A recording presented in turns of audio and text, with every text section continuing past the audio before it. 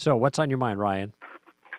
Yes, so my question is in regards to some conversations I've had with a family member, and it's more so and this family member comes off a lot as agnostic. More of a Agnostic? self-agnostic. Okay. Yeah. Yes. Okay. And the whole question is, when talking to someone about the Bible or Christianity in general, how do you argue the credibility or accuracy of the topic, in this case the Bible, and how do you argue against more of an agnostic approach? Okay, so there are two things here. One has to do with the integrity of the text, I think, and the other one has to do with agnosticism. Let me just take agnosticism first because it's the least complicated. There are two types of agnosticism. That is people who don't know one way or another. That's kind of the idea. You have believers, you have unbelievers, and then you have, I don't know. Okay, and one type of agnostic is somebody who says, I don't know. Another type of agnostic says, I don't know the answer regarding this issue, say God, and no one can know. Now, that's a much stronger claim.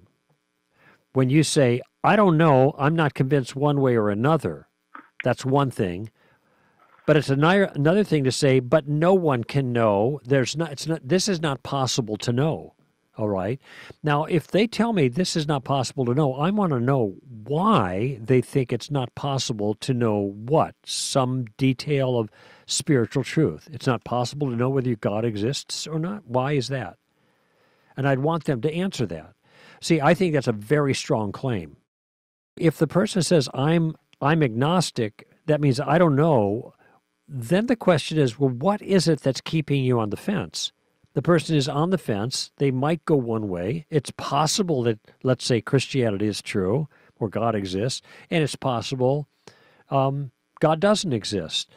I'm not sure. Well, what's keeping you on the fence is the question. So at least there's that kind of agnostic is at least open to the possibility that knowledge in this area is possible. Does that make sense? Yes. So in your So case... it's more of a soft versus a hard agnostic. Say that again? It's more of a soft agnostic versus a hard agnostic. Yeah, that's the way you could put it, a soft versus hard, all right? And so I don't know the circumstance that you're facing, but if you have a hard agnostic, then the question is going to be, why is it that no one can know? And then, I don't know, maybe there's some form of empiricism they're going to offer, because God is not anything you could see with your eyes, and therefore you can only believe things that you can see with your eyes, etc., or with your five senses. And there are different ways to deal with that, but that would be one. I don't know how they would answer, but that might be one way they do that. But if they answer, well, it certainly is possible, I just don't know, well, what kind of evidence would make a difference for you? What's keeping you on the fence? As opposed to saying, no, there is no God at all. That would be one position. There's something gives them pause. Wonder what that is. And so maybe that's something you could talk about, all right? So that's one issue, all right? The other issue, though, is a little more complex, and it depends on what the actual concern is. It has to do with the integrity of the biblical text, okay? So tell me more precisely what the concern is about the text that you've encountered. Well, part of it is dealing with essential text versus important text. And I've made the claim that essential text is anything that has to deal with salvation. And he seems to chalk that up to just interpretation. And it's just one's interpretation, and how do you really get to an objective sense there versus a more of an interpretive kind of sense. Right. Right. Well, when you say, just to be clear, when you say, what were the two categories of texts that you offered? More of an essential kind of topic, and stuff that's essential to salvation versus stuff that's important and kind of secondary or tertiary. So this is actually this distinction you're making, essential or important, though it may be completely valid. When you're discussing theological issues, like, for example, with other Christians, people might say, well, this one detail has some value, but it isn't an essential, okay? Those are somewhat I don't want to say arbitrary distinctions, but they're distinctions that shouldn't matter to a non-Christian. All right, what you were when your friend says whether a thing is essential or merely important, now she's entering into a theological discussion that's kind of an in-house discussion. And so I don't even know if making that distinction with her is going to be helpful. But I think there are certain details that seem to be critical, and that is the person and work of Christ. And if she's dismissive about those really critical things because it's a matter of interpretation, this is where a question is in order. When you say it's a matter of interpretation, or that's just your interpretation, what do you mean? What is it you're getting at there? Now, I know the point that is being made, but I think there's a mistake that people make when they make a statement like this, and I think that drawing them out a little bit will help them to see this mistake. So let me just, maybe we can role play this a moment, okay? So you be your friend, and I'll say something like, there are parts in Scripture that are really more vital than others, that Jesus was God, okay? The fact that Jesus was God, this is really vital, and it's not as important as other particular things, all right? And so you, being the naysayer in this case, like your friend, what would you say to that? Something about interpretation, right? Well, I'd say that, yeah, but how you claim that this is truth, but how do you really know that as such? Can you really know that? Okay, so when you I say, might concede on this point, but how do you know that is true? okay, so okay, here's where I have a question. I'm role playing. I'm in character here with you. When you say, "How do I know it's true?"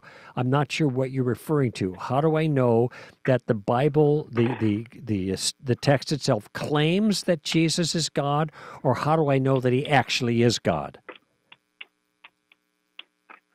Those are two. How different would you know that? Which one? Well, if the text says that Jesus is God, how do we really know that to be true? How do we know what to be true? That He is God, That or He the claimed text? to be God. Okay, so let's just take an example. So here's a passage right here where Jesus is being opposed by the leadership, and they want to kill him. All right? And he says, "For what good work are you killing me?" And they say, "We're not killing you for any good work, but you, being a man, claim to be God."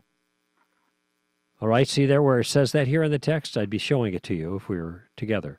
All right. So would you say then, again, Ryan is in our role play here, would you say, Ryan, then that it is fair to conclude, based on what these men said, that Jesus' claims were claims to divinity? I would concede that they're claims to divinity, but how do we know that his claims are evidentially backed up? Okay, that's good. Now we've made the first step. Now there's no confusion about what the claim actually is. All right? Now the question is whether he's right. All right? And so there's a number of ways I could maybe pursue this. And one of them is, I'll just take a very simple way.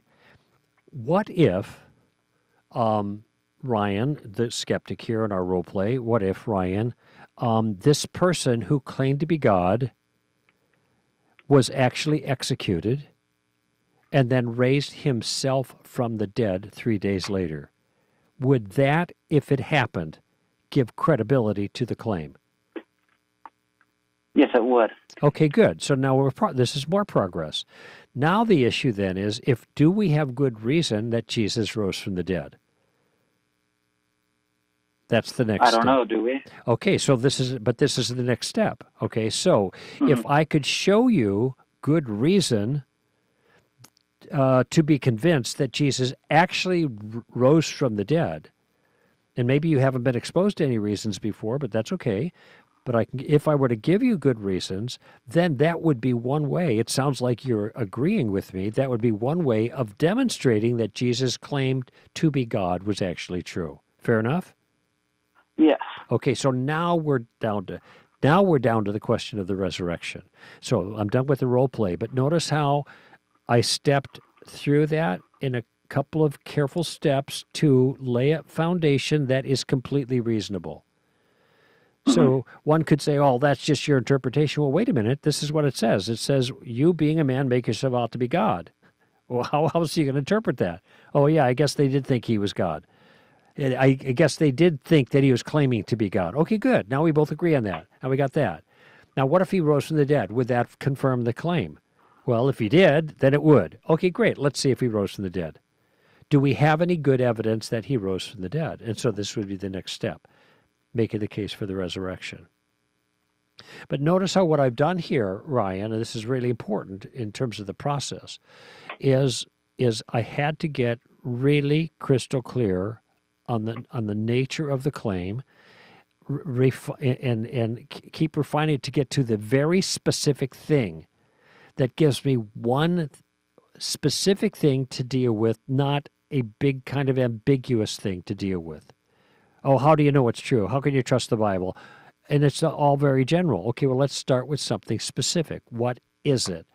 Oh, the deity of Christ, because maybe I brought that up. Deity of Christ is really important. Okay, yeah, well, how can I believe that? Okay, believe that he claimed it or believe that he proved it? Well, let's show that he claimed it. Here's the text. What do you think? Oh, well, that looks pretty clear that he claimed it. Okay, great. Now, how did he prove it? What about this?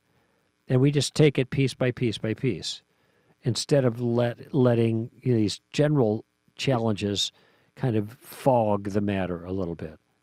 Sometimes these things just take time. You take a little bitty steps at a time with people, and the goal in those little bitty steps is to help them to see that your convictions about these things are reasonable. They have foundation in facts or evidence. Some people toss out objections or challenges, and they what they're thinking in their mind is there's no possible way that this could ever be resolved. You know, I got all these objections. Who knows? Nobody can know. And this is where the agnosticism comes in. Nobody can know. But the fact is, of course you can know. There are all kinds of things we know about ancient history. And we have every reason to believe we know them. They're well justified. There are all kinds of evidences for different things that verify things. And these same approaches can be applied to Scripture and to the claims of Jesus.